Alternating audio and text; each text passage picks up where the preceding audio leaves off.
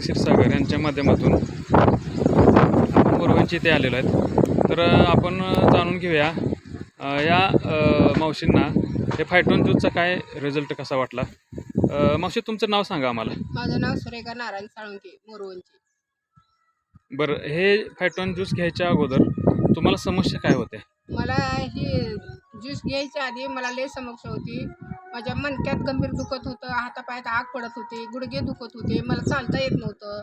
मी 10 मिनटं बसू शकत नव्हते. पण आता ही ज्यूस घेतल्यापासून मी तास तास बसायला लागले, बऱ्यापैकी चालायला लागले, माझं बऱ्यापैकी दुखणं कमी आलं. बा हे किती दिवसापासून तुम्हाला त्रास होता? किती दिवसापासून म्हणजे मी दवाखान्याला अफाट खर्च केलेला आहे. बरं बरं. वर्ष झालं तर अशा हातुरणातच आहे. हां, खर्च तर भरपूर केलाय.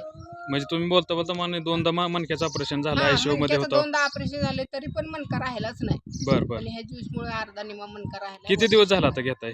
आता ही ज्यूस हां, आता 3 हप्ता तर झाला. आज मंगळवार. म्हणजे पहिल्याच बॉटलमध्ये तुम्हाला पहिल्याच जवळजवळ बॉटलमध्ये 20-21 एवढा. दिवसामध्ये हां. चांगल्या पद्धतीने फरक पडला. पहिल्या बॉटलमध्ये एवढा फरक पडला. आता हे तुम्ही आता सेकंड डोस घ्यायला लागला म्हणजे आपल्याला एकंदरीत तुम्ही म्हणजे ह्या ज्यूस ज्यूस घेऊन समाधानी आहेत. समाधानी. तर इतर लोकांना तुमचा काय सल्ला असेल ह्या ज्यूस संदर्भात?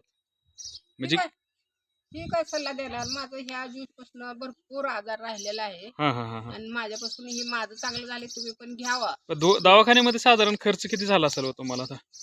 तर माझा अंदाजच लागत नाही तुम्हाला सांगायला. साधारण तरी खर्च काय सांगू. 5 लाख 2 लाख 3 लाख काय? 27 लाख रुपये बिल झालं. 27 लाख अरे बापरे.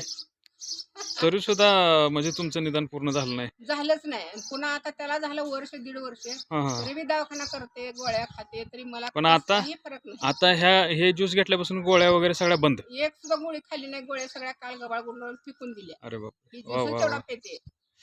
नमस्ते.